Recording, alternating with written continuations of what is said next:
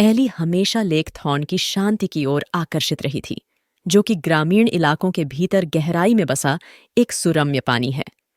इसकी सुंदरता के बावजूद स्थानीय लोग झील के काले इतिहास के बारे में कानाफूसी करते थे। कैसे इसकी गहराई में डूबने वाले लोगों की आत्माएं इसे सताती थीं। ऐसा कहा जाता था कि हर साल एक दुखद नौका दुर्घटना की बरसी पर झील भूतिया गतिविधि से जीवंत हो उठती थी। उत्सुकता बढ़ने पर एली ने झील पर रात बिताने का फैसला किया। भयानक कहानियों के पीछे की सच्चाई को उजागर करने का दृढ़ संकल्प किया। उसने अपना कैमरा, एक नोटबुक और एक टॉर्च पैक किया। जैसे ही सूरज डूबने लगा, वह आ गई। हवा ठंडी थी और पानी की सतह फीकी रोशनी में चमक रही थी। एली ने किनारे के पास अपना शिविर स्थापित किया। पानी की हल्की लहरें एक सुखद पृष्ठभूमि प्रदान कर रही थीं। जैसे ही अंधेरा हुआ, उसने एक छोटी सी आग जलाई और उसमें बैठ गई। उसका कैमरा किसी भी अजीब घटना को कैद करने के लिए तैयार था।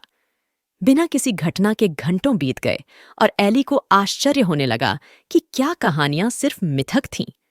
अचानक घना कोहरा छा गया, जिससे चांद और तारे धुंधले हो गए। तापमान तेजी से गिर गया और एली को अपनी रीढ़ की हड्डी में ठंडक महसूस हुई। उसने कोहरे के बीच से देखने की कोशिश की और तभी उसने पानी में बहती हुई एक धीमी, मधुर गुनगुनाहट सुनी।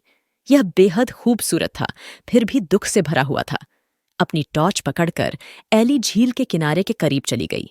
गुनगुनाहट तेज हो गई और अधिक स्पष्ट। उसने विपरीत तट पर खड़ी एक आकृति को देखा, जो धुंध में बमुश्किल दिखाई दे रही थी। वह आकृति एक लंबी लहराती पोशाक पहने एक महिला की थी, जिसके बाल उसके कंधों पर लटक रहे थे। नमस्ते, एली ने पुकारा। उसकी आवाज कांप रही थी। महिला ने कोई जवाब नहीं दिया और अपनी शोकपूर्ण धुन गुनगुनाती रही। एली को अपनी ओर एक अकथनीय खिंचाव महसूस हुआ और उसने उस तक पहुंचने के लिए झील को नाव से पार करने का फैसला किया। जैसे जैसे वह कोहरे में पैडल मारती गई, हवा ठंडी होती गई और पानी काला होता गया।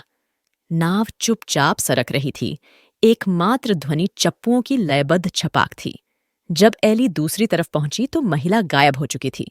भ्रमित और आशंकित होकर वह किनारे पर चली गई और चारों ओर देखने लगी।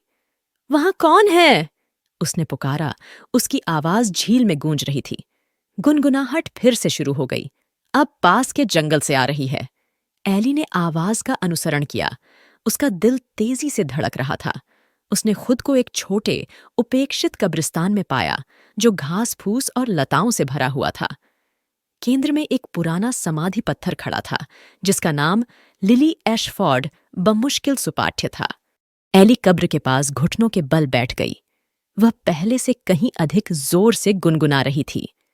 उसे अपने पीछे किसी की मौजूदगी का एहसास हुआ और उसने मुड़कर देखा तो महिला वहां खड़ी थी। उसकी आंखें उदासी से भर गईं। क्या आप लिली हैं? एली ने धीरे से पूछा। महिला ने सिर हिलाया। उसके चेहरे से आंसू बह रहे थे। उसने कब्र की ओर इशारा किया और एली की नजर गंदगी में पड़े एक पुराने लॉकेट पर पड़ी।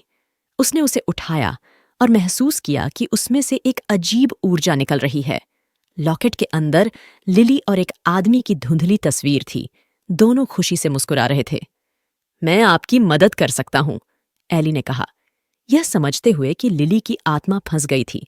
उसके दुखद अतीत से झील में बंधी हुई थी। क्या हुआ, जवाब दो। छवियों और भावनाओं की एक श्रृंखला के माध्यम से लिली ने अपनी कहानी बताई। उसने और उसके प्रेमी ने भागने की योजना बनाई थी, लेकिन अचानक आए तूफान में उनकी नाव पलट गई। लिली डूब गई। उसकी आत्मा झील से चिपक गई, जबकि उसके प्रेमी का शरीर कभी नहीं मिला। वह तब से उसे खोज रही थी, आगे बढ़ने में असमर्थ थी। एली को लिली के प्रति गहरी सहानुभूति महसूस हुई और उसने उसे शांति पाने में मदद करने की कसम खाई। लिली के खोए हुए प्रेमी का कोई निशान पाने की उम्मीद में उसने अगले कुछ घंटे झील के किनारे छानने में बिताए। जैसे ही सुबह हुई, एली को नरकट में उलझी एक जलमग्न, सड़ती नाव दिखी। अंदर उसे एक कंकाल वाला हाथ मिला, जिसने एक धूमिल शादी की अंगूठी पकड़ रखी थी। बहुत सावधानी से एली ने अंगूठी वापस ले ली और लिली की कब्र पर लौट आई। मुझे वह मिल गया, उसने अंगूठी को लॉकेट के पास रखते हुए फुसफुसाया। अब आप एक साथ रह सकते हैं। लिली की आत्मा एक बार फिर प्रकट हुई। उसकी अभिव्यक्ति गहरी राहत की थी। वह अंगूठी और लॉकेट को छूते हुए आगे बढ़ी। एक धीमी रोशनी ने उसे घेर लिया और वह धुंधली होने लगी। उसकी आत्मा अंततः मुक्त हो गई। एली ने देखा कि कोहरा छंट गया है और सूरज की पहली किरणें झील को रोशन कर रही हैं। हवा में गर्माहट महसूस हुई और क्षेत्र में व्याप्त दुख की भावना दूर हो गई। वह जानती थी कि लिली और उसके प्रेमी को आखिरकार शांति मिल गई है। अपना सामान पैक करते हुए एली को तृप्ति का गहरा एहसास हुआ। उसने भुतहा झील के पीछे की सच्चाई को उजागर किया था और एक खोई हुई आत्मा को आराम दिलाने में मदद की थी।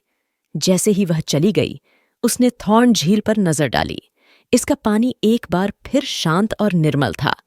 उस अनुभव और उस कहानी के लिए आभारी थी जिसे वह दुनिया के साथ साझा करेगी।